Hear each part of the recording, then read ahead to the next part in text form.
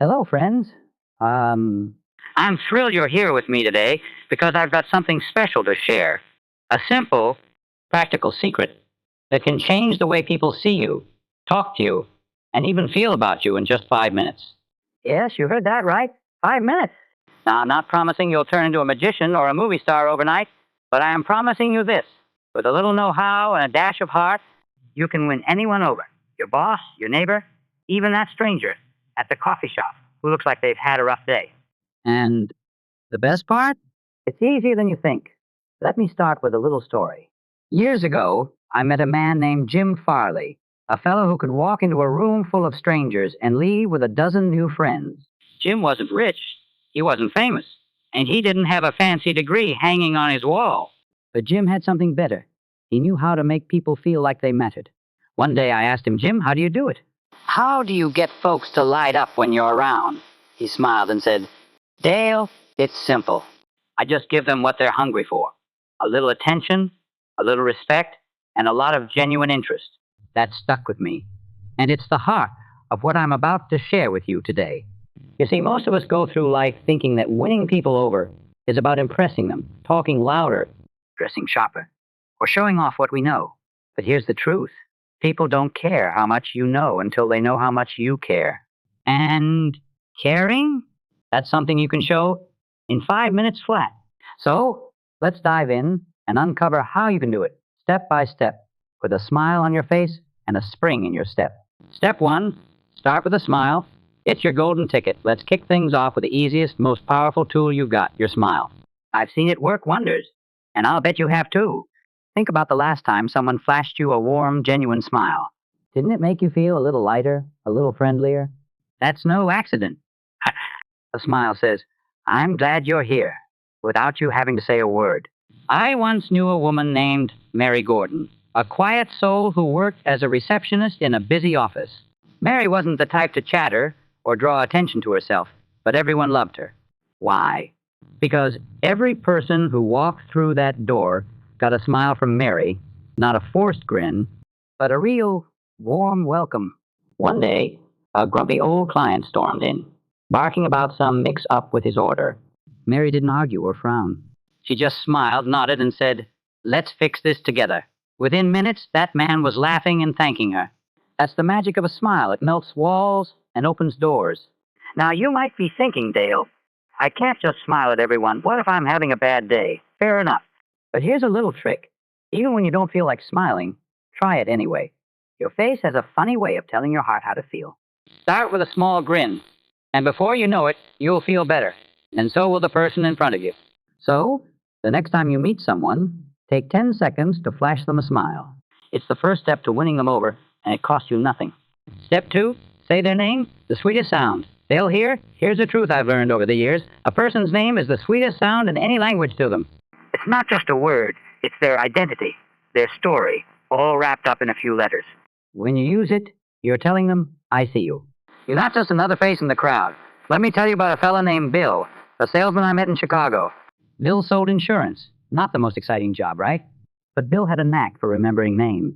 He'd meet a client once, jot down their name in his little notebook, and the next time he saw them, even months later, he'd say, Good to see you again, Tom. Or how's the family, Susan?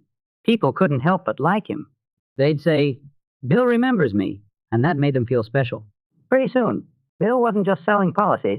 He was building friendships. You can do the same thing, and it takes less than a minute. When you meet someone, listen carefully to their name. Repeat it back to them. Nice to meet you, Sarah, and lock it in your mind. If you're worried you'll forget, picture their name written on their forehead or tie it to something silly. I once met a guy named Fred and pictured him with a big red hat. Never forgot him. Then, sprinkle their name into your chat naturally. What do you think, John? Oh, that's a great point, Lisa. In 5 minutes, they'll feel like you've known them forever. Step 3. Ask a question and really listen to the answer. Now, we're getting to the good stuff. If you want to win someone over fast, ask them a question. Not just any question, but one that shows you're curious about them. People love to talk about themselves, and when you give them the chance, they'll warm up to you like a campfire on a cold night. I learned this from a wise old farmer named Henry back in Missouri. Henry didn't have much schooling, but he could charm anyone. One day, I watched him meet a city slicker who'd come to buy some land. Instead of bragging about his crops or pushing the sale, Henry leaned back and said, "So what brings you out here today?" The man started talking about his job, his kids, his dreams, and Henry just listened, nodding now and then. By the end of 5 minutes, that city fellow was shaking Henry's hand like they were old pals, saying, "You're the real deal, Henry. The trick is this: don't ask to impress or to fill silence. Ask because you care." Try something simple like, "What's the best thing that's happened to you this week?" Or, "What do you enjoy most about what you do?" Then, and this is key, listen. Don't interrupt. Don't jump in with your own story. Let them shine. If they say, "Oh, I just got a promotion," don't say, "Me too." Instead, smile and ask, "How'd that feel?" You'll be amazed how quickly they open up. Step 4, find common ground. The bridge between you. Here's a little secret. People like people who are like them. When you find something you both enjoy, a hobby, a favorite food, even a shared gripe about the weather, it's like building a bridge between you. And it doesn't take long to find it if you're paying attention. Take my friend Clara, for instance. Clara worked in a diner and could turn a stranger into a regular in one short chat. I watched her once with a truck driver who stopped in, looking tired and gruff. She poured his coffee and said, "Long day on the road?" He nodded and she added, "I bet you've seen some sights." I love a good road trip myself. That was it. The man's face lit up, and soon he was telling her about the mountains he'd crossed. Clara didn't fake it. She just found a thread they could pull together. You can do this too. In 5 minutes, listen for a clue.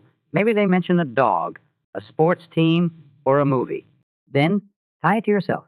"Oh, I've got a pup who'd chew my shoes if I let him," or "I caught that game too. What a finish." It doesn't have to be deep. It just has to be real. That little connection makes them feel like you're on the same team. Step 5, leave them feeling good. The final touch, here's the clincher. If you want to win someone over, make sure they walk away feeling better than when they met you. It's not about flattery or empty praise. It's about lifting their spirits with something honest and kind. I'll never forget a moment with a young clerk named Tommy at a hardware store. I'd gone in to buy a hammer, feeling a bit down after a tough day. Tommy didn't just ring me up. He said, "You look like a guy who knows how to build something great with this." It was a small thing, but it made me smile, and I went back to that store every chance I got. Tommy won me over, not with fancy words, but with a little boost that stuck. You can do this in seconds.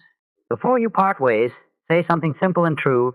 "You've got a great way of explaining things," or "I really enjoyed talking with you." Mean it, and they'll feel it. In 5 minutes, you've turned a stranger into someone who'll remember you fondly, and that's a win worth celebrating. Putting it all together so, there you have it, friends. 5 steps to win anyone over in 5 minutes. Smile, use their name, ask a question, find common ground, and leave them feeling good.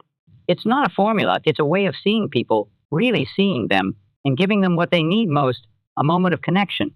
Try it today. And the next person you meet, at work, in line at the grocery store, anywhere, give them these 5 minutes. Smile, say their name, ask about their day, find a shared spark, and send them off with a kind word. Then watch what happens. And I'll bet you a nickel they'll light up, and you'll feel pretty great too. Now, friends, let's keep this train rolling. You've got the 5 steps in your pocket: a smile, a name, a question, common ground, and a kind word, but I don't want you to just hear about them. I want you to feel them, live them, and see them work in your own life. So, let's dig a little deeper with more stories and examples, because nothing beats seeing these ideas come alive. After all, as I've learned over the years, it's not the theory that changes us, it's the practice. More magic from a smile. Let's circle back to that smile for a moment, because it's more powerful than you might realize. I once met a fellow named Sam, a taxi driver in New York City. Sam drove through some of the toughest traffic you can imagine, with horns blaring and folks shouting all day long. But Sam, he was different. Every passenger who climbed into his cab got a big, hearty grin, the kind that says, "You're welcome here." I asked him once, "Sam, how do you keep smiling with all this chaos?" He chuckled and said, "Dale, it's my secret weapon." A smile turns a grumpy fare into a tipper 9 times out of 10. And he was right. One day, Sam picked up a businessman who looked like he'd just lost his last dime. The man barked his destination and buried his nose in his briefcase. Sam didn't flinch. He just smiled in the rearview mirror and said, "Rough day, huh? We'll get you there quick." That little gesture cracked the ice. By the end of the ride, the man was chatting about his kids, and he left Sam a tip bigger than the fare itself. 5 minutes, one smile, and Sam had turned a stranger into a friend. You can do that too. Next time you're at the gas station or the post office, try it. Flash a smile at the clerk, even if they're frowning. Don't force it. Let it come from a place of warmth. You'll be amazed how fast it softens the air between you.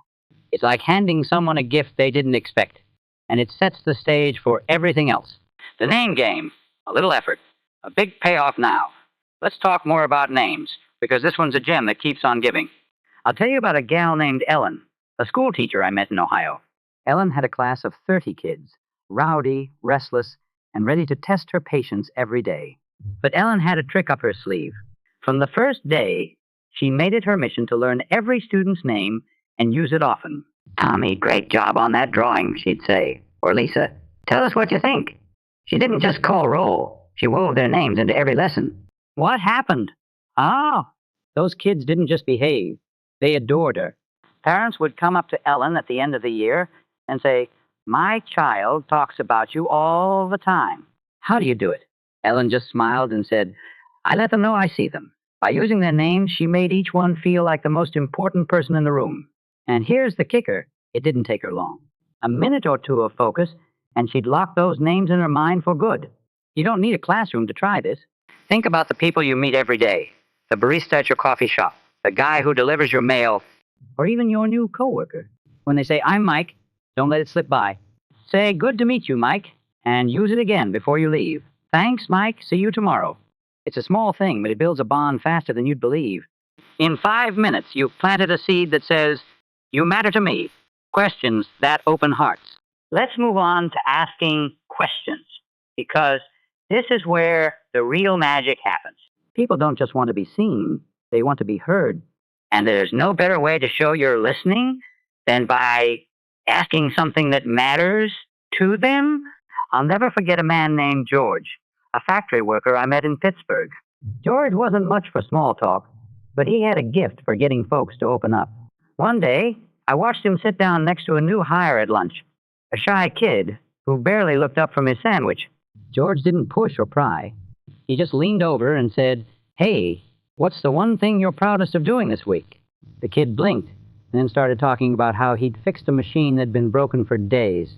George nodded, asked a follow-up, "How'd you figure that out?" And within minutes, that quiet boy was beaming, chatting like they'd been pals for years. George taught me something. The right question isn't about you, it's about them. You don't have to be clever or fancy.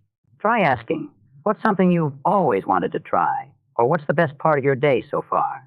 Then listen, really listen. Don't plan your next line while they're talking. Let their words sink in and respond with a nod or a "That's terrific." 5 minutes of that, and they'll feel like you're the best conversationalist they've ever met, all because you gave them the floor. Common ground. The glue that sticks finding common ground is like striking gold in a conversation. It doesn't have to be big, just a little thread that ties you together. I once met a woman named Ruth at a train station in Kansas City. We were both waiting for a delayed train, and the crowd was grumbling.